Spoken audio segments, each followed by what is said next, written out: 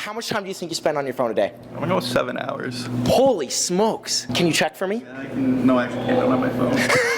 Why do you think we as just individuals like social media so much? Just connect with people, I guess. I think it's like a dopamine release in the brain so that you keep scrolling and scrolling. Do you think that that's a good thing or a bad thing? Or I mean, dopamine's fun, so I've got no issues with it.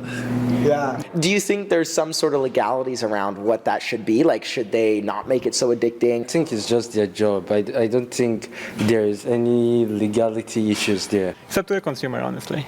We accept those terms. Yeah. So, do you care that they track your information? Like, they know where you are, what you'd like, what you don't like? yeah, I do care. I mean, I really like the personalized content that I get from these apps, but also there should be like a safety feature, you know? Yeah, I think it's a little bit sus, but like I said, dopamine's good, so the trade-off's there. At the end of the day, it's happening to everyone else, so it just might as well be a part of the problem. Yeah, I guess might as well. Might as well be a part of the problem, I guess, is what one gentleman said on the show. But it seems like most individuals like the dopamine hits they get from social media, whether they consciously know it or not. Some people just, I guess, don't admit it. I probably wouldn't. However, without the dopamine hit, would we even use social media? I'm curious, what stood out to you guys? Was it the one guy? I just thought it was really funny that this consensus is, what can we do about it? Yeah, you know. It is kind of like, what can we do about it? Chris, I know you have some opinions on this. Yeah, I just think if it's affecting your life in a negative way, you have to take responsibility for that because the apps aren't going to change. That's kind of my stance. Like none of these things are going to change. The same way food that's terrible for you is always going to be very addictive, readily available, and delicious. You just have to control what you put into your body. The same way you have to be cognizant about what you're doing on your phone. I'm curious though, when it comes to like gambling and actual gambling addictions, because they use the same sort of methods to control us, to manipulate us into scrolling and stuff, how come to go inside to gamble somewhere you have to be 18 plus? Like there's an actual safety on that. Yeah, that's what I wanted to add is that the concern starts to be when we're talking about teenagers and kids under 18, they're developing, have no self-control, and then their brain chemistry is getting altered because of it. Yeah, but at the same time, like kids have access to food that makes them obese. We have an obesity crisis. I mean, at that point, I think it's a parental thing.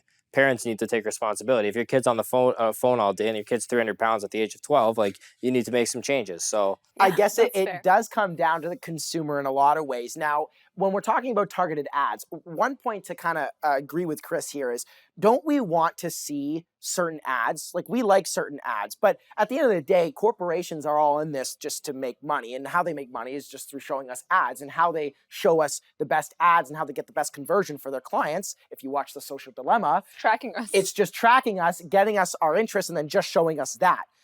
Is that bad?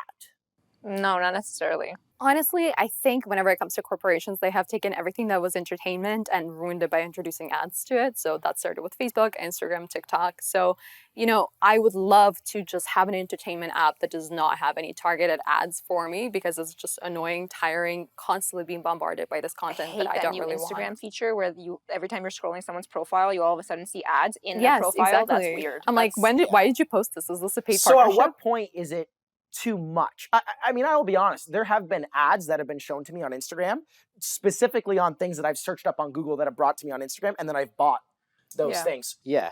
I liked what I bought, so I have no quarrels with it, I guess. No, I mean, marketers ruin everything. But once again, like if Instagram shows too many ads and people get sick out of it, they're going to stop using the app. We'll move somewhere else, right? And then like, well, for example, TikTok, when we first started, no ads, constant content. You could post something, get 1 million views and have like no followers, right? Very discoverable. Now that it's getting more into maturity, we're seeing more ads and things like that. So I feel like these platforms kind of destroy themselves over time by showing more ads, and then that opens up a new space for a new thing to come in. That's where we see new, like Rumble or, you know, all these new... An alternative, yeah. Okay, valid point. Dopamine dependency.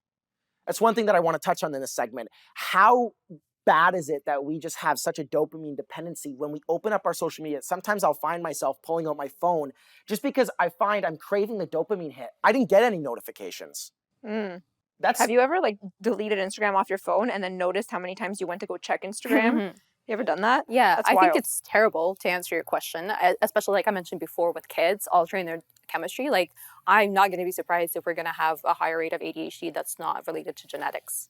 Okay, that is a valid point. Chris, real quick, we've got about 10 seconds here. What do you have to say on Karolina's point? I would just say it comes down to the parents. I'm not denying that it's not necessarily good, but it's the thing is, oh, my friends are over. Here's the iPad. So you're a serious parent until your friends are over, and then, oh, shut up. Here's the iPad. I Yeah. think it's easy to talk about parents when you're not really a parent yourself. Okay, pause. We'll get into Oh. it. Hot take. When we come back, what is the psychological impact on us as consumers? Let's see. I'ma rule the world, yeah.